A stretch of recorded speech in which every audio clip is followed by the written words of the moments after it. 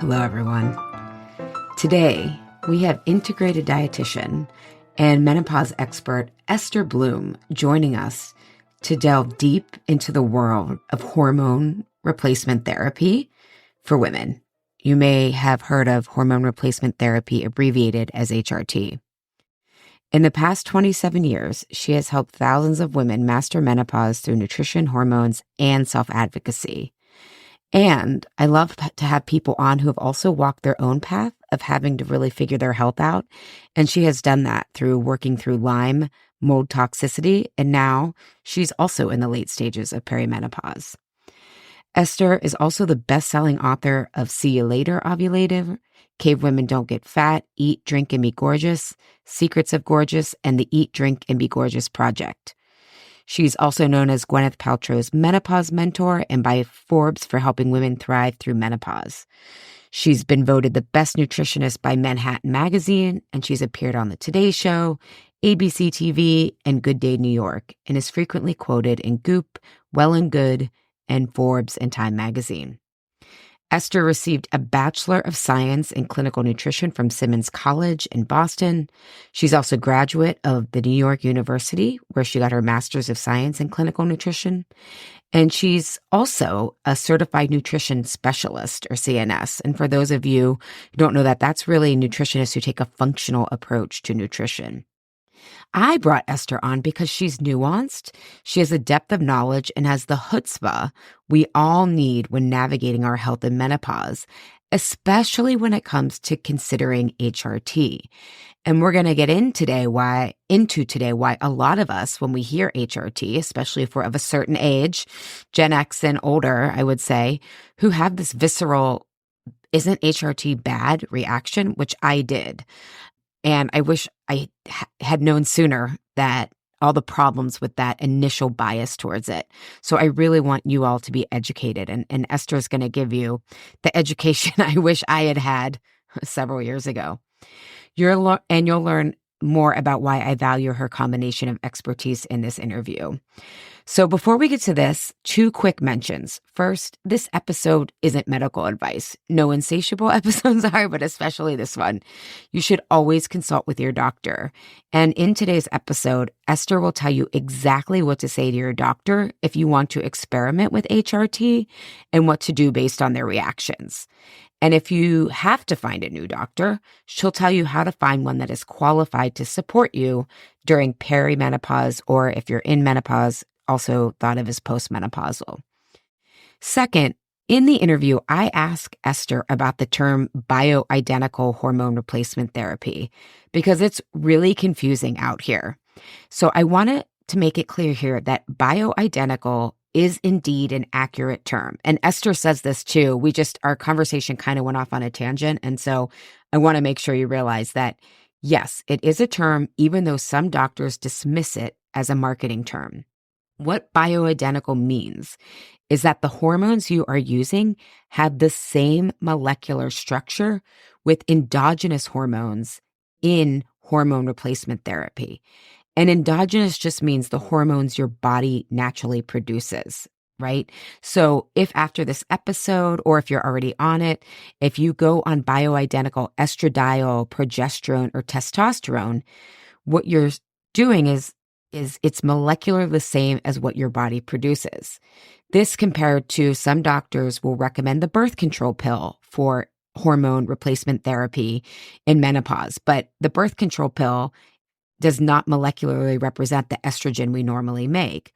Or as we go into the Women's Health Initiative study that initially made everyone think hormone replacement therapy was bad, those hormones they studied were not bioidentical either. And Esther will tell you what they were made of. So you can get bioidentical from either an FDA-approved prescription, like you'll hear I'm currently on this through my insurance, through Big Pharma, or you can go to a compounding pharmacy. So there are 2 different categories of bioidentical, but bioidentical is indeed a term. We talk more about this, but I wanted to make sure you walk away understanding what bioidentical means and why it matters. Okay, on to today's episode that I think is going to really open your mind and hopefully empower you to advocate for yourself. Enjoy.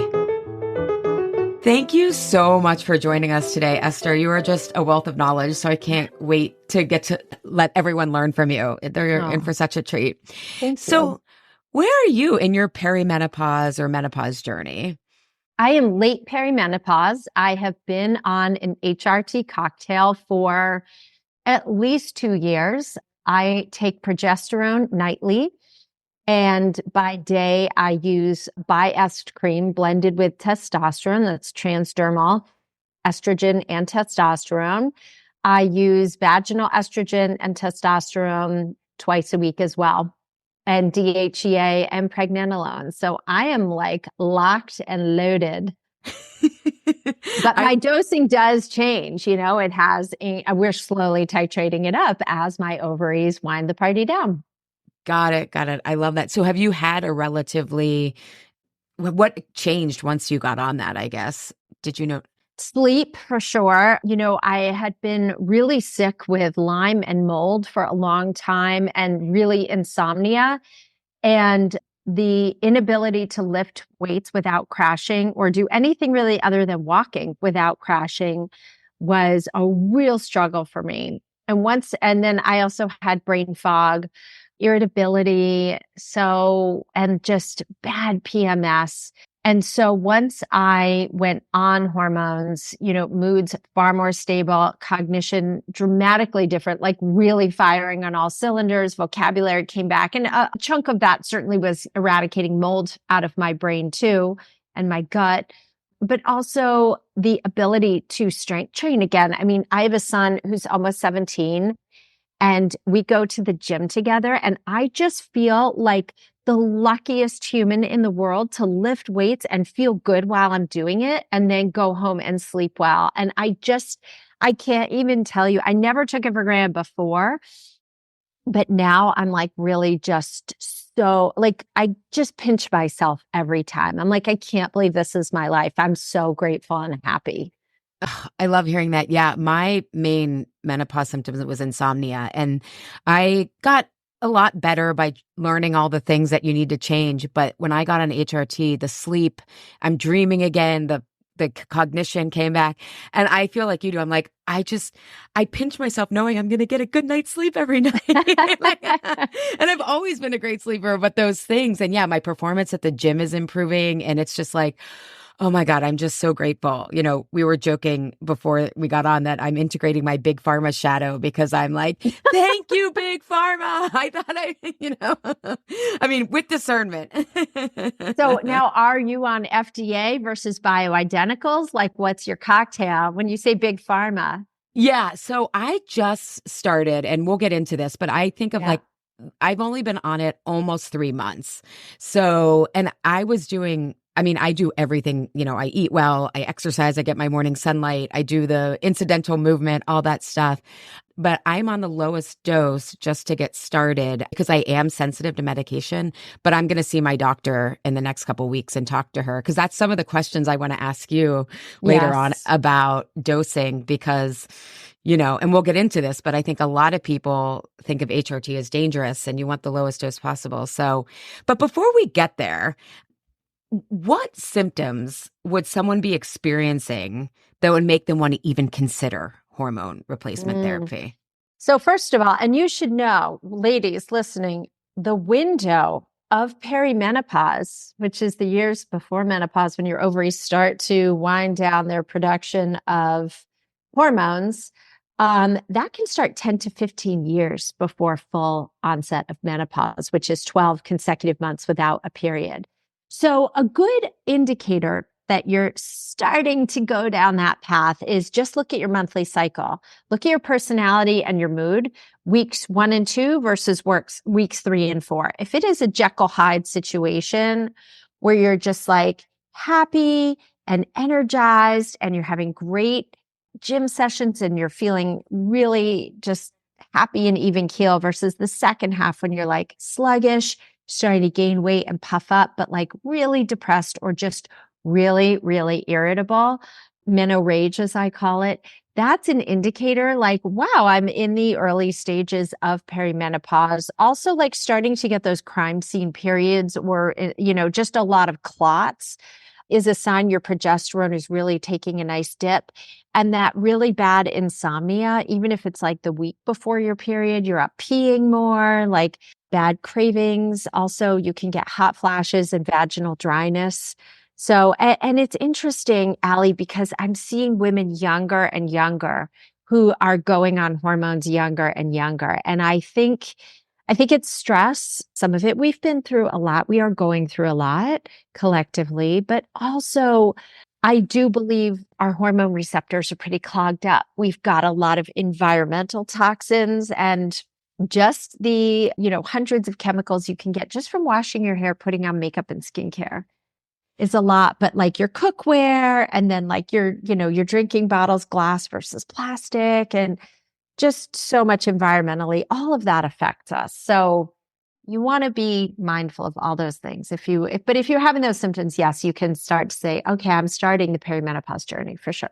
Yeah. And also if someone's like, it's interesting you say about younger women, because when I was talking to my cousin I think she's like 48. And then a friend texted me the other day because she's like 51. I asked her, I'm like, how old are you? But she was like, I'm a little nervous. I worry about my house. She's like, but my vagina hurts. And I was like, and then I was like, how old are you? And then she was talking about just certain other symptoms and migraines. And I'm like, I think that might be menopause.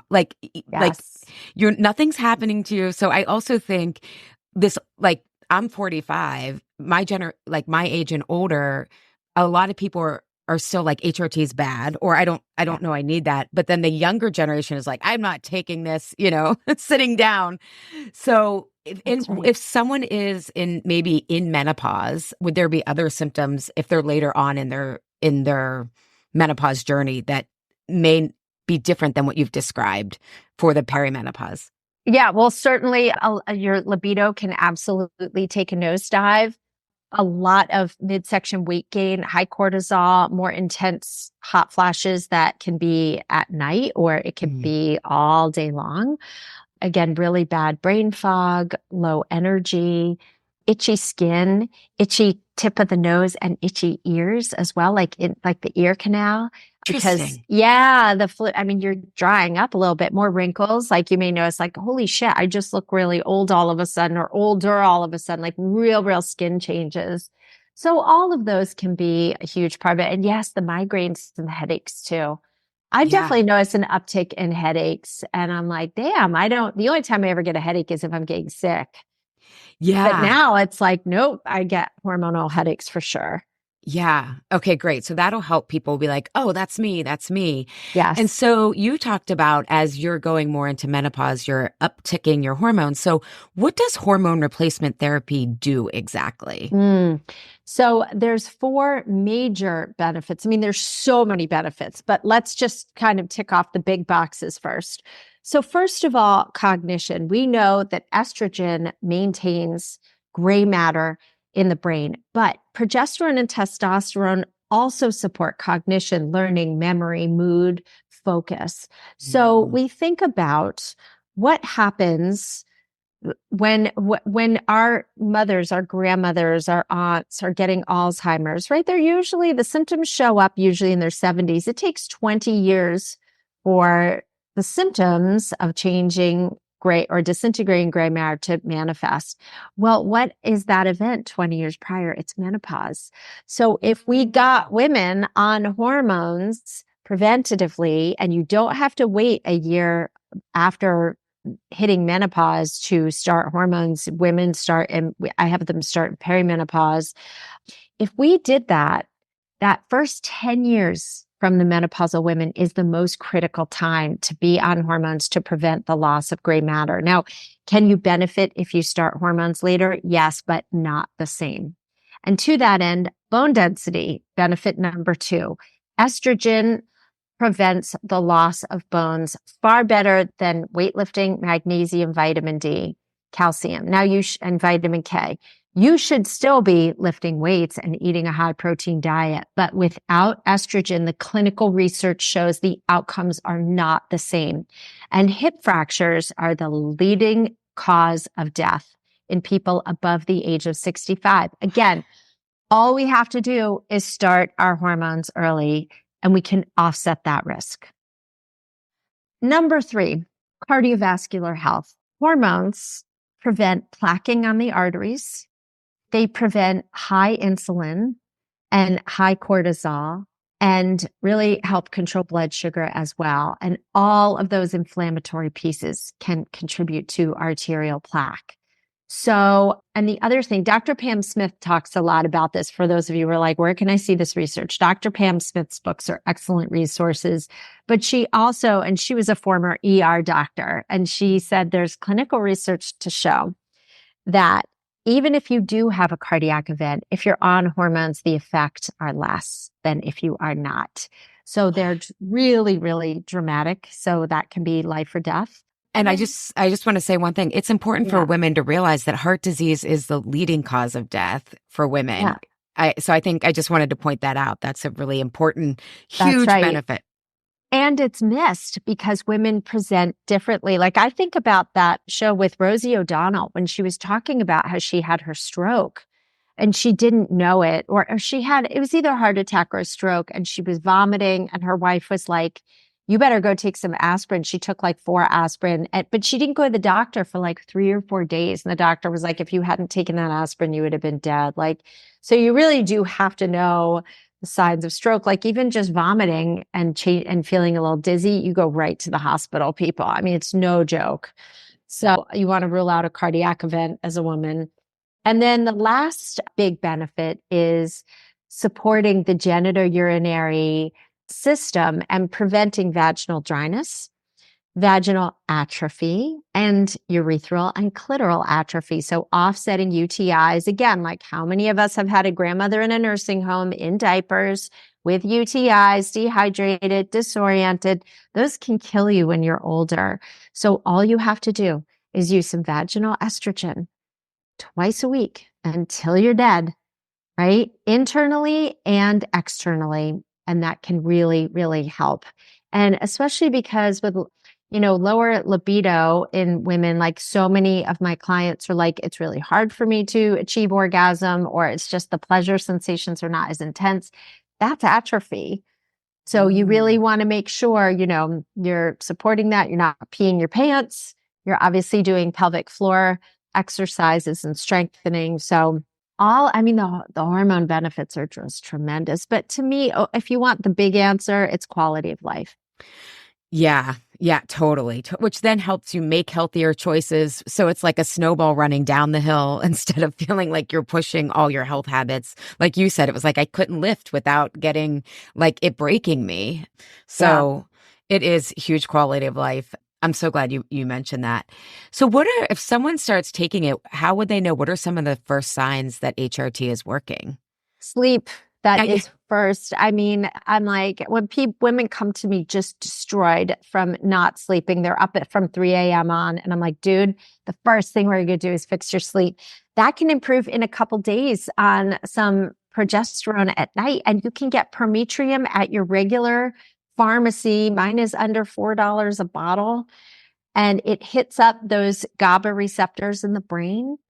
And it knocks you out and helps you sleep. And by the way, if your doctor wants to put you on the pill or the IUD, those only have synthetic progestins, which don't touch the GABA receptors in the brain. So you've got to get bioidentical oral progesterone. That's step 1. Step 2 is, my friend, I was checking in on one of my girlfriends who started HRT, and she's like, I don't feel like murdering my family as much as I used to. I'm like, well, that is progress. So better mood, better memory, right? More energy throughout the day, less craving, and periods that are more under control. So this is a great story. So one of my clients was a corporate attorney out in LA. She would bleed so heavily that it would like pool in her shoes at work. Can you imagine? Can you imagine the scenario? And I was like, dude, we're going to get you on progesterone. We got her on progesterone. And that week before her period, we had her double up on it. And again, I worked with her doctor. I can't prescribe legally. I'm a dietitian, but I was like, pro tip, here's, what you can do. And it totally offset. She never had another crime scene period after that. Because if you're getting clots, right? It means that it doesn't necessarily mean you're estrogen dominant. It means your estrogen levels can be normal, but you have a relative dominance because your progesterone levels are so low. And so going on bioidentical progesterone it serves to keep estrogen in balance and in check. And again, a lot of doctors will say, oh, your periods are heavy. Go on the IUD or go on the pill. Well, guess what? Those synthetic progestogens in those products suppress progesterone. It's so you cannot ovulate. Well, when your progesterone is suppressed, then you can also get anxiety and you get depression because your GABA receptors in the brain are not getting their fix. They're not getting their fill. So a lot of times when women come to me in perimenopause and they've been on the IUD and the pill and they want to continue it to use it for birth control, or they're just afraid to go off, we still can add in and stack bioidentical progesterone on top of that until they're fully menopausal and ready to come off. Transition over. Isn't that crazy?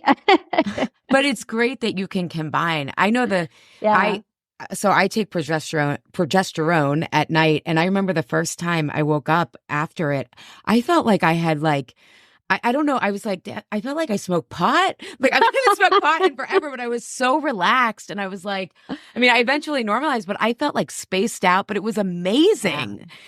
Yeah. Yes. And yeah, I mean, my son, he's a high schooler, as I mentioned, and he's like, so many of the moms are just so crazy. He's like, you're so chill. And I'm like, I take hormones, dude. Like these women are not crazy. They just need hormones. Like I would kick his ass out of the house 7 ways till Sunday if I wasn't on hormones. I mean, he's a really great kid, but like there's times where I'm able to just talk it through and not like freaking explode and lose my shit like I used to. So it really does make a very big difference. Oh, I love that. So hormone replacement therapy or menopause hormone therapy isn't a monolith. So you said bioidentical, you said the pill or IUD. So can you tell people the different types of hormone replacement therapy? Because they aren't all the same. That's correct. And just to be clear, the pill and IUDs are not approved for menopause treatment. That's not what they're designed for. They're designed for birth control. So if you want them for birth control, go ahead, but it's not going to have the same protective effects. And so with bioidentical hormones, estrogen, and by the way, the very scary risks were based on studies that were not even statistically significant using the urine of pregnant horses, like estrogen derived from the urine of pregnant horses.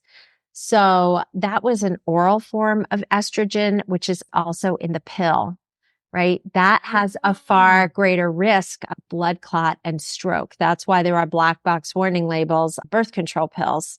They can contribute to clots and strokes. Now, if you're using transdermal estrogen, either in the form of an estrogen patch or a cream like Biest, which you can get compounded at a compounding pharmacy, you're getting very low doses. Same with vaginal estrogen. These are microdoses. These are dosages that are about a fifth of a birth control pill. We're not trying to get you ovulating again in menopause. We're trying to just give you enough to where you prevent the chronic diseases of aging. And that's a very low, gentle dose. You could start at 0.25 milligrams and work your way up when it comes to estrogen. Give your body time to adjust. Whoever your practitioner is, and whoever can prescribe this. I mean, a nurse practitioner can prescribe it. In some states, a naturopathic physician can prescribe, a medical doctor, a GYN, your GP can prescribe any of these hormones, but you've got to really work with someone who's hormone literate, who's going to monitor you every few months, who's going to titrate your doses as needed. So that's just a little sidebar. So estrogen is topical. Testosterone is also topical. I do not like pellets or injections. You cannot regulate the dosages, and there are very, very few studies done on pellets. And there are terrific side effects. And if you have side effects, you've got to just sit and wait it out for months, up to 6 months till they get out of your system. They're literally inserted subcutaneously in your tush. So yeah, it's an incision, a little tunnel's dug, they're dropped in, and then you just have to sit and wait for them to flush out. So that's why transdermal, again, topical testosterone is great because you can titrate or adjust the dose the next day. It's that easy. Now, testosterone is not FDA approved for women. So you can either get it from a compounding pharmacy, which is definitely more expensive, or you can ask your doctor to write you a prescription for male testosterone at like a tenth of the dose, which would be a topical gel. That's kind of the workaround. I don't know if it's covered by insurance or not. I'm learning the system here with you as well. And then there's, again, vaginal estrogen. You can give progesterone vaginally. You can give testosterone vaginally. If you are really struggling with libido and orgasming, you can also get compounded oxytocin, which you can put on topically to the clitoral region and the labia. I mean, it's really freaking cool what we can do with hormones these days. And if you don't want to use, now, the Framingham Nurses Study looked at women using vaginal estrogen for 18 years and deemed it safe, even because it stays in it. A, it's a microdose, and B, it stays localized. So even, a lot of breast cancer patients who aren't using systemic estrogen or ovarian cancer patients can safely use vaginal estrogen for quality of life. However, for some women who just really still don't want it, you can use vaginal DHEA and have the same results. It's just more expensive. You have to have it compounded, and you have to use it for 12 weeks straight before you go down to a twice weekly dose, whereas vaginal estrogen you use for 2 weeks straight and then go down to twice weekly. So many options. Yeah. And so just for people listening, I want them to understand that bioidentical means that it's the most molecularly similar to what your body would produce. So when Esther was saying, and I want us to talk about that study, because I think a lot of people hear HRT and they think of bad. It's bad because of that study. And I mean, I'm a cancer survivor as a teenager, and that's why I was like, I'm not even going to look at it at first, but then so I want to talk about that. But what Esther was saying, in that study, they used the estrogen that comes from horse urine, which is what is in birth control. So I just want people to realize that's not bioidentical. And it gets even more confusing because there's some people who are doctors who are trained in menopause who will say bioidentical doesn't mean anything. And then people get it confused with natural. So what would you say when people say bioidentical doesn't mean anything? But it does. So I think it does. I mean, what would be your response to that? So bioidentical it can be manufactured in a lab, or it can be plant-based. A lot of doctors are very down on compounding pharmacies because not all compounding pharmacies are perfect. They are, each batch is handmade, and so they're only as good as the pharmacist making it. But I've had really, really positive experiences 98% of the time with compounding pharmacies. The nice thing is this, right? You can get bioidentical Prometrium, which is oral progesterone, in your pharmacy. You can get bioidentical vaginal estrogen. The problem is both of those have fillers that are not natural. I mean, Prometrium has peanut oil in it. So if you have a sensitivity to peanut oil, you need to get compounded with olive oil. Or vaginal estrase, which is estrogen cream, has propylene glycol in it.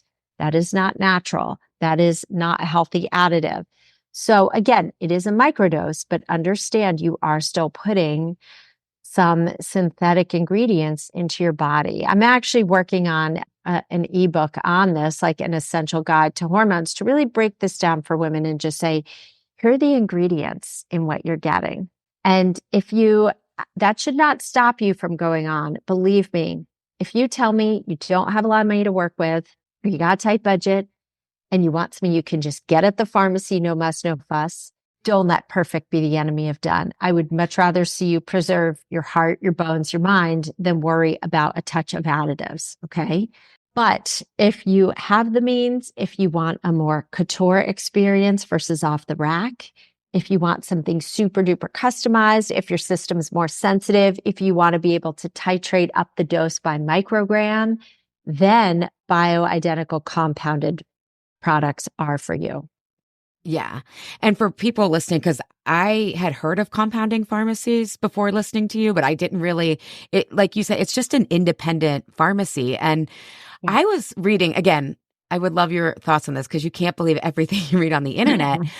But I was reading that even though, so I'm right now just on the FDA, like a myelin transdermal patch and the progesterone that's, probably filled with peanut oil right now. Cause I'm like, I'm just trying to get it done right now.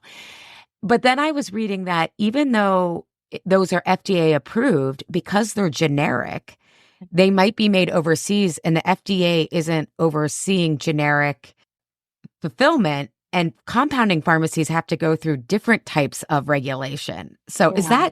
is that true, or is that just a bad Instagram post that I Yeah. shouldn't have believed?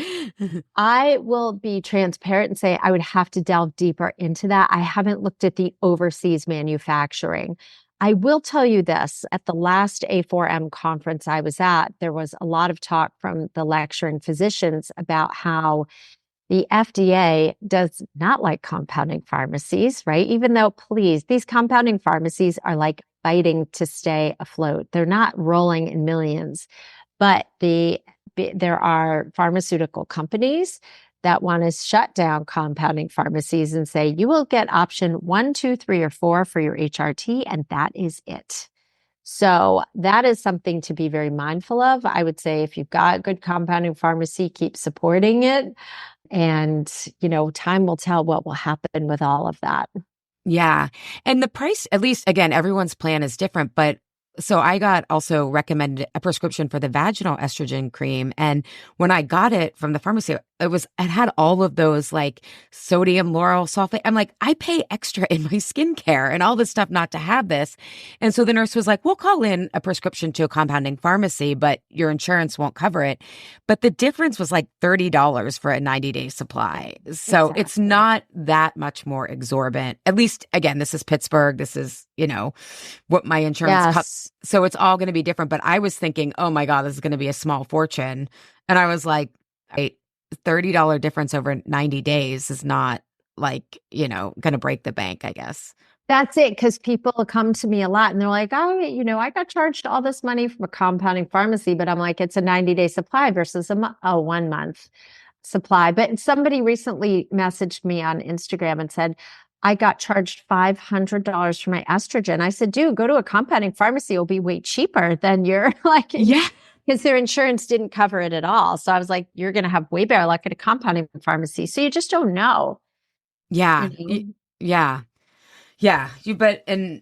That's why I'm like, okay, I'm on this now. And two, I think if people are starting on HRT, don't you think, like you said, you may need to have a trial period to see in terms of dosage, which actually works. And so it can potentially be helpful, even if again, I'm on the I'm on the Costco version, I guess, Yeah. of hormones. Yeah. But as I figure out what I need and maybe if I need to dose, a compounding pharmacy can help with much more what you're saying, titrated doses and stuff like that. But They can.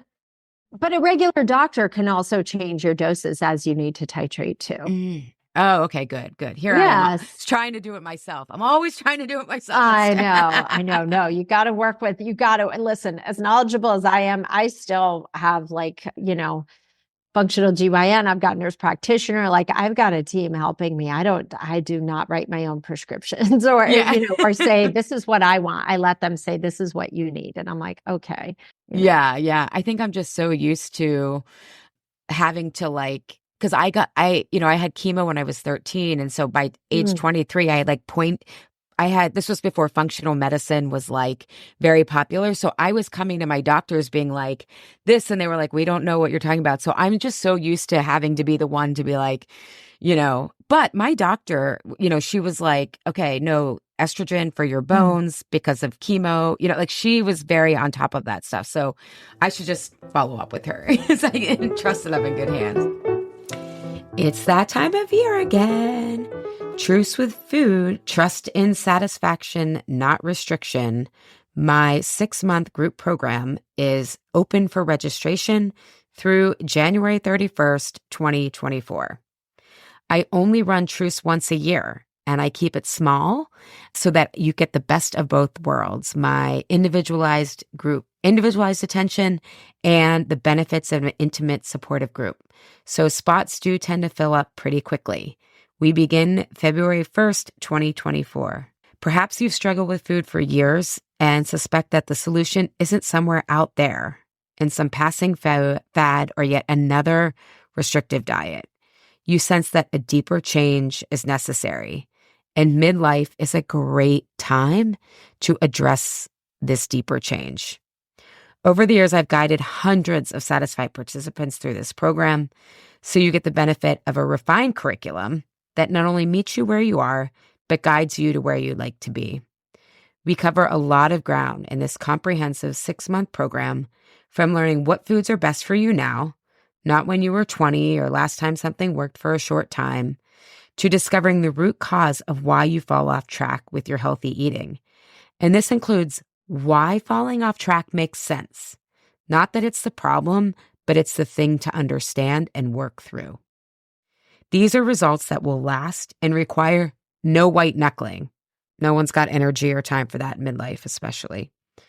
If this sounds like it might be a good fit for you, join me for a completely free, no strings attached sneak peek in my Find Your Flow When It's All in Flux Salon series on Wednesday, December 27th, January 10th, and January 24th from 12 to 12:30 p.m. Eastern Standard Time. And bring any burning questions from this season so that you can get them answered on this call. Sign up for free at alishapiro.com/flow. And no worries if you're listening to this after the 3-part series has already started. Once you sign up, you'll receive access to a limited replay of what you missed. I hope to connect with as many of you who listen to this show as possible at this series. Once again, visit alishapiro.com/flow for more details. Now, back to the show. So we talked about the Women's Framingham study, and can you tell people a little bit why, especially I told my Truce with Food community that I was going to interview you, and this woman who's 60 was like, I told my friend I'm considering HRT, and she was like, no, that's bad. And my cousin, I was talking to her over the holidays, and she was like, wait, I thought HRT was bad. And again, I thought this too. So can you tell why people potentially might think that? Yes. Talk about that study. Yeah, this Women's Health Initiative study is what Allie's referring to. And it was done about 2 decades ago, where women who were 10 years post-menopause, they were average age 62, they already had an increased risk for heart disease and unfavorable lipid profiles, and they were put on conjugated equine estrogen, and they were orally, and they were not given any opposing progesterone or testosterone. Now, hormones are a symphony, right? You were not born with your ovaries only making estrogen. You were born with pregnenolone and DHEA and estrogen, progesterone, testosterone. So, and so the study was designed so poorly. Then the data was analyzed and misinterpreted, which shame on them. And the risk of developing cancer and clots went from 4 in 10,000 to 5 in 10,000. I mean, so statistically insignificant. And I remember on the Today Show, I forget who it wasn't Katie Couric, but it was one of those old, Today Show reporters. Maybe it was Meredith. What was her last name? Vieira. Yeah, Meredith Vieira. And she was like, hormones are dangerous and they cause cancer. And 2 decades of women were immediately yanked off hormones. My mother at the time was on estrogen. I was like, get the hell off it. And sure enough, she had like major bone density issue, major bladder issues, cognitive changes, right? Wow. And died at like cardiac issues. So, and blood pressure issues. I'm like, oh my God, did I wreck my mother? I don't know. But, so anyway, the North American Menopause Society revamped their position papers in 2018 and 2022, stating, The data has been reanalyzed. Hormones are safe to take for at least 10 years. And by the way, like position papers are going to be revamped again. Hormones are safe to take for life. If you have hypothyroidism, you're going to take Synthroid or levothyroxine for life. You don't just stop. The women I treat in my practice who are in their 70s often come to me and they're like, my doctors or my friends say, and by the way, ladies, your friends are not qualified to make medical decisions for you. Just saying. PSA for the day. Oh my God. So, you know, they say, oh, I think I should go off my hormones. I'm like, I think that's a terrible idea. I want to try it. And immediately their hot flashes come back. They wrinkle up like crazy. They, get vaginal dryness and depression and brain fog, and they go right back on. So it's something you can stay on for life. It is something you can start at any point in time, even if you're 10 years out. You may not see the strongest correlation of benefits that you will see when you start within 10 years of menopause. However, you will see benefits at every age, number one. Number two, PSA number two, for those of you without a uterus, you can and should still take progesterone. Progesterone doesn't only protect the uterus, it helps with mood, cognitive function, sleep, fat loss, right? So we have hormone receptors on every cell in the body, not just in the uterus. So you should absolutely be on progesterone too. I love it. That's the patriarchy being like, oh, if it's not for reproductive health, why does it matter? Right? Don't even get me started. That would be Barbie 2.0, right? Yeah, yeah. Since she ended at the gynecologist, we can pick right back. I still have to see that. I have not had a chance to see it yet. So I can't, I want to see it. I just haven't had a chance. I think that reminds me too, when you said, just for everyone listening, like the media loves drama. I had Angela Sini on, who's a journalist, and she wrote the book Inferior, How Science Got Women Wrong. And she talked about the study where they were trying to say there are these drastic differences in men and women's brains, but it was this like small, significant, difference. And then the media just ran with it and blew it up, and it's like when you said, like, I remember the media said there was like this 25% increase risk of cancer with HRT, but they weren't looking at relative risk, right? That's right. So to your point, it was like 4 went to 5. It didn't go, and they're like they were just so irresponsible. And so I think sometimes it's like, it can feel emotionally like I'm going against the truth, right? By looking at HRT. And it's like, no, the media made up a truth. And even the study founders have told people like, we did this wrong. And Yes. and they didn't have any healthy people, right? Like Right. in the study. So it just, there's like so many problems with it, but it still persists to this day. And so many women are suffering as a result. It does. It does. And if you are a late bloomer starting hormones, you should absolutely get a calcium channel score done. Get your cardiac risk markers checked, which would be lipoprotein little a, homocysteine, triglycerides, cholesterol, insulin, fasting glucose, and C-reactive protein. And also you do want to get pelvic ultrasound just to make sure you're not having any thickening of the walls of your uterus. Aside from that, you're good to go. I mean, your doctor will tell you, but that's it. You just have to make sure so that you're treating those issues too. And by the way, all women should have cardiac risk factors checked anyway. All women should get a bone density test done prior to menopause. By the way, late 40s is a great time to get bone density, not like when you're 56 or 62 or whenever. Get it done early. Get your baseline. I love that. Everyone write down those tests that Esther said, because, and do you think people They're in my book too. They're in the book, See It Later, Ovulator also. Yes. Great. Yeah. I recommended that to some clients. They were like, this was so helpful. I was like, yes. Yeah. Thank you. But yeah, I think that's really important. And so do you think people should be monitored with that like every year if they're going to go on HRT? Okay. And well, let me back up too. Why do they think people should go within 10 years? What happens to the cardiac risk if you're not on HRT, or, if you are in your 60s, what are they afraid of? Yeah, I think they're afraid of clots and stroke. And so, and By the way, to your earlier conversation, there are still black box warnings on hormones to this day, even though the studies have been, refuted, they're still there, which is why people are scared. Doctors are not updating their knowledge at all.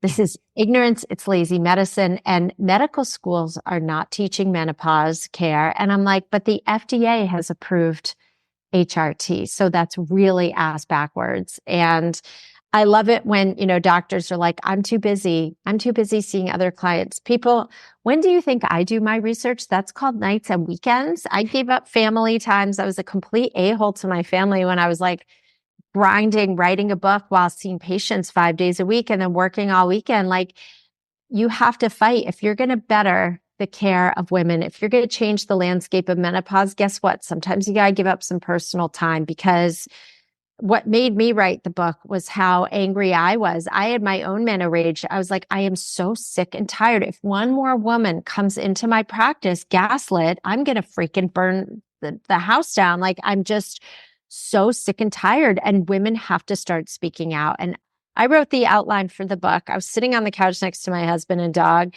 and I got out, and one of my colleagues was like, your book is here. I was like, I don't think I have another book. He's like, your book is here. And I sat down that night, and in 5 minutes, like in my bookshelves behind me, I still have the outline. I wrote it in 5 minutes with a marker on a legal pad and cranked that baby out in like 6 or 8 months. I self-published it because I was like, I'm not going through a traditional publisher. I'm waiting 2 more years for this to get out. If I had done that, the book wouldn't even be out yet, even though I wrote it, in COVID, basically. So yeah, it's just lazy medicine is not acceptable medicine. Yeah. Well, and that I have Not. that question then. If a woman goes to a doctor, like what is their typical response going to be? Because I have a friend, Yeah. she's Canadian, but her doctor, and she knows we're friends, we're good friends, and she's interested in it. And she's like, my doctor said this causes cancer. She's like, I know she's in the Stone Ages. She said she'll do whatever I want. But so I think a lot of women get that reaction. So, like, Yeah. if their doctors give them that, what do you recommend, or their next steps in terms Yep. of? Great. So first and foremost, in the back of my book there's 100 studies. If you get the digital version, you can even just click on the study links. There's 100 studies there. And if you even Google or look at one or two, you're gonna be like, oh my God. Or if you go to pubmed.com and look up benefits HRT, safety, efficacy, or read the book Estrogen Matters by Dr. Avram Blooming. That's another great one. So you can say to your doctor, you don't have to look at all the studies, but you can say, look, I've done the research. I'm having tremendous side effects. I am willing to take the risk. I want to be on hormones. Why don't you give me a 3 month trial and let's see how this goes? Right? That's option one. Some doctors are going to say, I'm acting out what my clients and friends have told me. I'm going to hold up the hand and say, if you even talk to me about hormones, this conversation is over. And they will be a-holes. Those people you want to leave immediately. Or option three is you can choose the path of least resistance. Call your local compounding pharmacy. If you don't know where your local one is, just Google compounding pharmacy with your zip code. You're going to get at least one or two per state, at least. So call them up and say, what are your favorite doctors who run hormone prescriptions through this pharmacy? You will get doctor recommendations that way. You can also go to the Institute for Functional Medicine. This is ifm.org, and do a search in your zip code and look for a hormone literate doctor there. But again, you've got to do your due diligence. Any doctor recommendation you get, go on their website. See, are they doing pellets and injections? Or are they open to, you could say, I don't want pellets or injections. Will you please do transdermal? Will you please do oral? And I've never had a doctor say no to that. And see if they feel like a fit for you. See if the office is responsive to you. See if you're going to get good care, good people. If a doctor's office doesn't respond to you and you can't bother to call you back, don't go there. You won't get good help. So just go with your gut, do due diligence. You can ask your girlfriends. Facebook groups are often a good place to ask. But there really are good doctors out there, and some of them are out of pocket. That is the downside, and I feel terrible about that. But, you know, they will spend far more time with you. That's my practice. I mean, my clients get at 90 minutes with me on the first visit, and then, half-hour visits thereafter. A lot of doctors will also spend a good hour with you when you pay out of pocket, and you will save mental real estate and emotional bandwidth. You will have a permanent solution to your problems, and your investment. Well, I mean, how much is it costing you to not sleep every night? What is the toll on your marriage when you're not having any sex at all because you can't physically fit anything up there anymore without feeling like, burning pain or broken glass, right? So, you do think long term, like when women are like, well, I don't know, it's expensive. I've talked to my husband. I'm like, ask them how much they're willing to pay for regular sex again. Believe me, that credit card payment goes right through people. So let me tell you, that's not a problem. Not a problem. This is why in my marriage, we each have our own separate accounts too. So. Well, honestly, I'm a huge believer in that and really asking for partnership, not permission. No woman should ever ask a husband permission because nobody's ever going to say, yes, here's thousands of dollars to go spend on your health. Nobody's ever going to say that. And a lot of times too, Allie, it's interesting because women are like, oh, well, I've got, my kids are in college and we've got these house expenses. I'm like, when was the last time you ever put yourself first? You are the glue of this family. No matter how modern our times are, no matter that we're earners now and we can out earn our husbands, women are still putting themselves last. And I'm like, I'm sorry, but if you're down, the whole ship is down. So take care of yourself first. Even if a husband is very supportive of his wife, a lot of the times women don't give themselves permission to invest in themselves. They're always putting their families first. Even if they're the earners, they're like still putting themselves last. And I'm like, people, if you are down, your whole team is going to be down. You've got to put your oxygen mask on first. Like, when was the last time you put yourself first? And then they realize, I'm like, you can't run at full capacity. You can't be present in your own life without putting yourself first and taking care during this time when your health is down. So it's really important people understand the mentality of investing and getting a return, what the return on that investment looks like. And here's what the return looks like, by the way, people who are like, I don't know, this still sounds dodgy. What's on the other side? You have to go through your list of current symptoms that you're having, right? Vaginal dryness, insomnia, hot flashes, irritability, brain fog, exhaustion, body fat, low self-esteem, depression, anxiety, all of these symptoms. Now imagine you get tested, you go to a hormone literate practitioner, and then you get a hormone prescription. And within 3 to 6 months, this is all in the rearview mirror. You start sleeping through the night. You have better energy. You're nicer to your family. Get some vaginal estrogen. So sex is actually pleasurable again. And, you just are more balanced and you have the energy to work out better and prep food better so you can work out and lose weight better. Like, imagine the profound impact that it has on you. And to me, that is priceless. It's like I went for years when I had Lyme and mold, I really cobbled together my healthcare and I had colleagues who were like, I'll treat you for free, which is never a good idea because you just never want to ask then for better care when you're not getting it. And and I was not getting better after years and years. And finally I was like, I don't have the money. I'm going to pony up and hustle and figure out how to do it. I was like too sick to work. And, we had to do 2 home remediations and I paid, good money for tests. I paid for doctors and I was so committed. And let me tell you, that money showed up. Like extra clients started appearing in my practice and I was able to fund all of that. And I was better. Within a year, I was an entirely new person. And I was like, why didn't I do this sooner? So, we hold off on investing and we're like, oh, next year, after Christmas, after my bonus, do it now. There's never a good time. Your kids are always going to have expenses, private school, college, uniforms, blah, blah, blah, blah, groceries, vacations. And never a good time. Just And I feel like with HRT, like the sooner you do it, especially if you're in that window, the better. And though, as you're saying this, though, I do, because HRT felt like a magic bullet for me because I was doing all the things. And I know that you're big on like, yes, HRT is great. And you still have to do those big, rocks of eating well, Yeah. moving. And again, it doesn't have to, the HRT can help that. But can you explain why that is so important, to that HRT is like a complement to that and not viewed as a silver bullet? Yes, it's a piece of the pie. You can never out hormone or out supplement your lifestyle at all. So let's start with diet. Okay.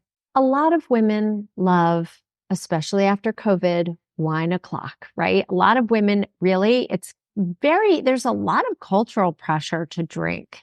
It's like socially acceptable, mommy juice, sippy cups. I used to joke that I was going to invent a straw that was the length of a wine bottle that women could just plunk and just drink the whole thing. But seriously, there's a real cultural fixation on women getting loaded all the time, even like play dates. I remember there was a mom in my community, the first day of school, she would start serving alcohol at 9 a.m. And I was like, the kids are out of the house, let's start drinking. And I was like, I got disinvited after a couple of years because I never went. I was like, who has time for this shit? I'm working, but I don't want, even if I wasn't working, I would not want to drink at 9 a.m.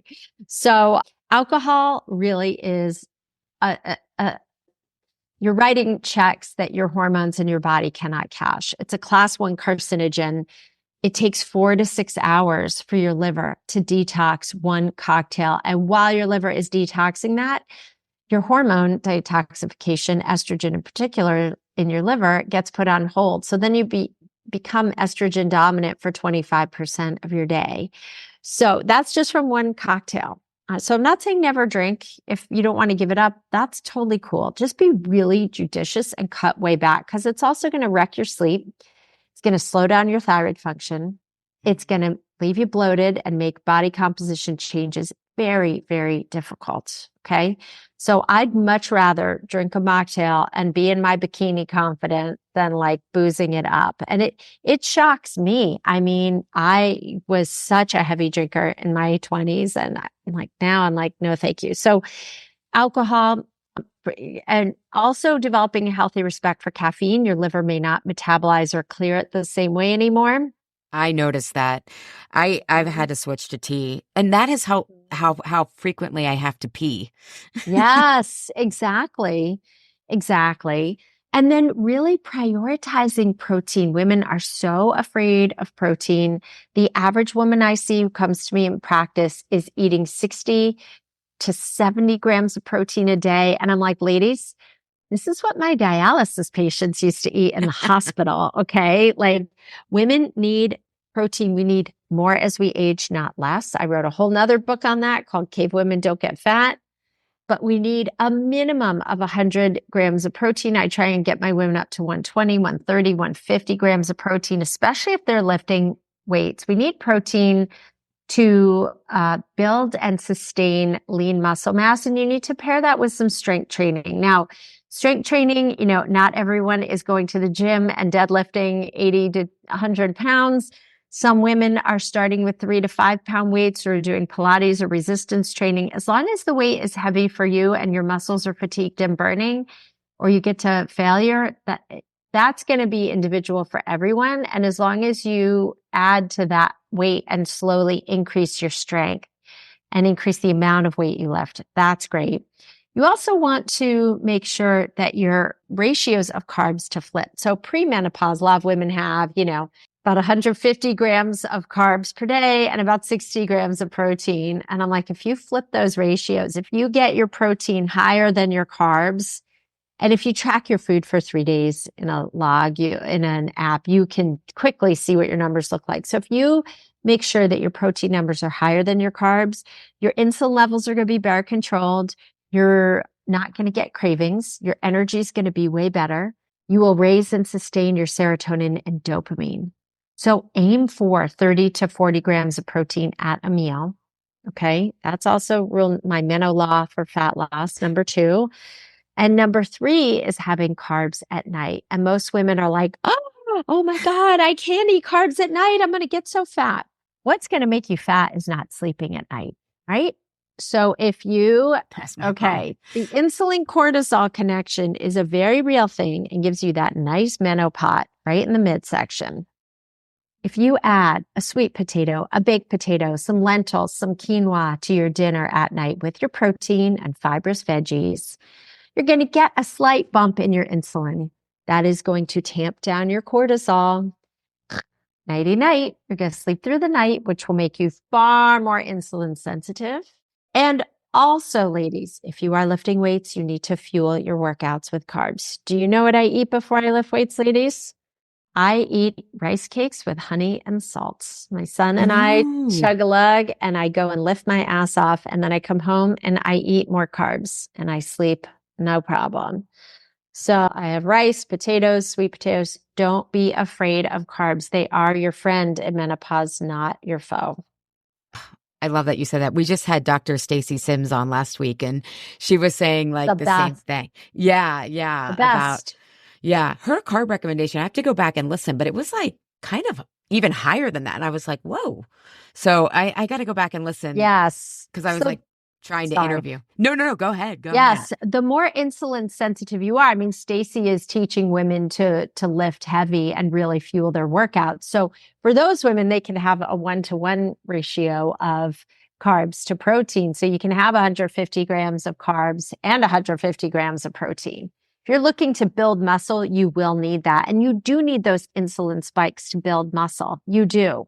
So it's not a bad thing. But yes, if you're sedentary, and a lot of my women are like gentle activity, they're just too Same with mine. tired, right? Or they're Yeah. just too tired to work out. So I'm like, okay, then cut your carbs down or cycle them. Have more on the days you work out and less on the days you don't. Yeah. Yeah. I love that. All right. I have two more questions for you. Well, actually, three. So back to HRT. What I'm seeing now, so when I first got into this space, it was like realizing, oh, HRT is safe. And especially having gone through menopause early because of the chemo, it's like a no-brainer for my health protection. But now that I'm like in this space of people who have like known, like kind of get it, I see like some people are recommending like physiologic doses into their 50s and 60s. So what are your thoughts on like, should should women try to get back to, what they were, that level of when they were menstruating? And that seems to me like a little too unnatural. Or what's your Yeah. thoughts on actually replacing with physiologic doses? A good clinician is going to really monitor your levels. I don't think you need to be at physiologic doses, but this is where art meets science, right? Yeah. So the science will say, to maintain your bone density and prevent cardiovascular issue and optimize brain biochemistry, your doses should be this in the blood, right? And Mm. they'll look at blood test, or they'll do a saliva test or a 24-hour urine collection, right? But like thyroid, like treating thyroid conditions, sometimes blood work can be optimal, but symptoms can still be present. And that's a case when you do want to bump up until symptoms disappear and you can kind of override the blood work. So but again, I don't prescribe legally. I'm a dietitian, not a doctor. But there hasn't been evidence to show physiologic doses are better. And I can tell you with the women I've seen with the side effects from the pellets, I mean, their levels are extremely high. They have lost hair on their head. They have grown hair on their chin. They have like such a raging libido that it scares the crap out of their partners and it's like uncomfortable for them. They feel irritable, often a 10-pound weight gain. So, don't fool Mother Nature, be conservative with hormones. They're still hormones. They're not, innocuous. And you want to make sure too, the testing I do the Dutch and the GI map because I make sure that women are passing the checkpoints for detoxification for phases 1 and 2 in the liver and phase 3 in the gut. So your hormones should never be stagnant like a pond. That should be like a gently moving stream. And I see a lot of women who go on hormones and they're not testing their levels and they're having a lot of breast tenderness. They're having weight gain, irritability. just a lot of imbalances. And it's because they're really too dominant in estrogen or their testosterone levels are too high. So, there could be side effects on the other end too. Yeah. No, that's good to know. Cause again, this question is like for me personally, cause I'm like, should I be, because I'm only 45 and should I be at physically, even though I feel great, I'm still going to like experiment with bumping up a little to see what could I feel even better? I don't know, but I guess it's really to Yeah. go with the symptom. And that's what my doctor said. She's like, we manage the symptoms, not necessarily like always what the blood work says. But So bear this in mind. Okay. You're still cycling regularly. Yeah. no, I'm No, postmenopausal. you're postmenopausal. Okay.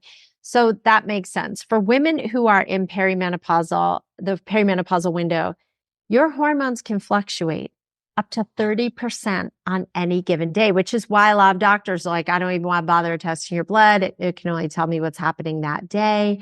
So you want to make sure that this is why, again, I'll do a Dutch test. It will give me a better window, or you look at a saliva test, which shows tissue saturation. There are many ways to test and not guess where you really find the sweet spot for you. And yes, if you're postmenopausal, it's a much easier, much more controlled experiment. Yeah. So, but I'm so glad you're on hormones now. I mean, you're preserving your bones, like you said, and all your tissues and your brain. It's awesome. Yeah, well, Awesome. that's why I'm like, should I have more so I preserve more? Because I still sometimes feel like my recall, but the more that I sleep, because I'm only, like I said, 2.5 months into this, the more that I sleep, the more that I can recall easier. And, my brain is back, which is, so important to me because I'm intellectual. So it's really important Well, to yeah, me. you kind of need your brain. And, don't, kind of, yeah. But we can't overlook the gut in this either. People skip over the gut and menopausal women have a lot of changes in the gut lining and in the estrobolome, which is that subset of the microbiome. It's a subset of bacteria that metabolize and detox estrogen in the gut so you can poop it out. So you also have to pay attention to those big rocks, those lifestyle pieces. It's not just, let me just optimize my hormones and everything's going to be fine. It's, are you detoxing your hormones? Are you processing them? Is your gut healthy? Are you absorbing your nutrients? And all those pieces make sense. Yeah. And you can read about the Esther Blum in Esther's book, See You Later, Ovulator. I learned about that. I had no idea that was a whole thing. So get the book and we'll put links to it in the show notes. So 2 other questions. I have also heard about cycling hormone replacement therapy or menopause hormone therapy, and different people do it different ways. And then I asked my doctor, I said, should I be taking a day off so I don't blow out my receptors? Or I've seen some people who are on those physiologic doses, they will actually stop progesterone for 2 weeks so that it's almost like they're, getting a period again. I mean, they're shedding the lining and stuff. And she was like, the research doesn't back that up. And I was like, okay, but like if I had waited 20 years for the research to compound about how to heal my gut, I'd still be in a really bad place from the chemo. So it's like, I know that there's this balance of like, to your point, art and science of like, here's where the science is, but we're also really behind on the science. So how do you think of cycling? Not for postmenopausal women. I agree with your doctor. There's no research to back it up. And what happens is women then start to kind of get PMSy all over again. Mm. So I've seen that with clients where the doctors, cycle them. And I'm like, why? Why? Because you take a woman who's not sleeping and you take away her progesterone, and then she's going to go back to not sleeping those 2 weeks a month. Yeah. I do believe in taking a day off a week to give your receptor sites a break. But I will tell you personally, I'll take a week off my bias with testosterone, but I do not take off my progesterone because I just don't sleep. And I'm like, I'd be dead. I'm so grateful every morning every time I should say I get that hormone delivery. I'm like, thank you, God. Thank you. Cause they have saved my life. Right. And so many women like you too. It's just the quality of life is incredible. Yeah. Yeah. And just too, I also heard that because you mentioned testosterone, I haven't gotten there yet, but for people who are listening to this, should they figure out their progesterone and estrogen first before doing testosterone, or can you just do it all at once? Or what's your recommendation there? Yeah, you can do it all at once. You don't have to wait, especially if your hormones are rock bottom and everything's in the toilet and you have no cortisol curve, which happens a lot because hormones help give you a cortisol curve. Then yes, testosterone can be extraordinarily beneficial. And especially with cognition and mood and energy and libido. Oh my God, just all a really good game changer. Now, that being said, if your hormones are rock bottom and you have no cortisol curve, you should also do some good adrenal support with that too to help get your cortisol curve back. Again, hormones alone do not do all the heavy lifting. Yes. And then getting in a lot of protein and some carbs to also restore your cortisol curve. You do need carbs because carbs help the conversion of T4 to T3, which is the active form of thyroid hormone. If your thyroid is underactive, if you have a subclinical hypothyroidism, your adrenals are going to crash around 3 p.m. and you're going to feel exhausted. So start adding carbs in throughout the day. I love that. I love that. So one last question, and this is from my friend who's in early perimenopause. She said that and I think this is a lot of people question this because I get the ads myself, but what's the difference between HRT and all the supplements on the market that claim to balance hormones and solve menopause symptoms? And she said, for example, Happy Mammoth or O Positive. Oh yeah, I've seen Happy Mammoth. Again, the dosages on those products are usually so freaking low. It's like someone stood in front of the bottle and waved some herbs in front of it. Under a full moon with crystals. Yeah. I mean, there are brands I will not call out the names, but there's a lack of integrity with a lot of those products. Now, some products are really good. I love Dr. Anna Kabeka. I love her maca is incredible. I think it's so good and made so carefully. You really should be getting supplements through a practitioner who is vetting your products for you I use only practitioner grade that are third party tested and that are a little more expensive because there are therapeutic doses of ingredients. I too am launching a line of just 2 simple products to help support women on hormones, to help them detox their hormones. And you better believe the dosages are going to be clinical. I mean, there's going to be 500 milligrams of glutathione in there. You will not find that in any product out there. So you have to be really careful. And then, listen, if it brings you relief, I don't think there's any harm in taking Happy Mammoth. You may just empty your bank account, but some women, again, I do have supplement protocols in my book with therapeutic dosages. So you know what to look for on the labels. And I have a full script account too with like some really nice protocols I give to women for hormone support too. You don't have to, all you have to do is like create an account and you get access to this stuff. So that's amazing. Just make sure that you're really vetting the products and having a practitioner guide you is really the best way to do it. So once you do testing, then you can customize your protocols to the test. That's why I like test, don't guess. And every protocol I put my clients on is customized based on their tests. So I know exactly what they need when they need it. We're like, okay, your methylation's slow and your gut needs some love. And let's kill off these parasites and infections and let's clean everything up. And in 6 months, they have like their roadmap for life. It's great. I love that. Well, I'm sure everyone is going to get so much out of today. So where can people find you if they, because you know what you're talking about. I mean, I do. Most of the time, Allie, most of the time. Those are the only people I trust who aren't like, all the time. I know what I'm talking about. No, anyone who promises you 100% results is selling snake oil and not fish oil. So let's be clear on that. I would much rather under promise and over deliver. So come hang with me in 2 places. One is on Instagram at Gorgeous Esther. And the other is my website, estherblum.com. I send out weekly newsletters that are really informative, really going to help you make menopause your bitch. And then I love that tagline. Thank you. And then I'm going to be starting a group coaching program, probably Q2, to just, again, give more women access to everything I'm doing for my one-to-one clients. So we're really excited about that. Amazing. Esther, thank you so much for your time, your work in the world, your passion, your fire. We really, you're Gen X too, right? It's like we're Totes. Yeah, I'm total, 53. yeah, Yeah. 45, total Amen. different breed. So I appreciate you blazing the trail. Thanks. Thanks, Allie. This was awesome.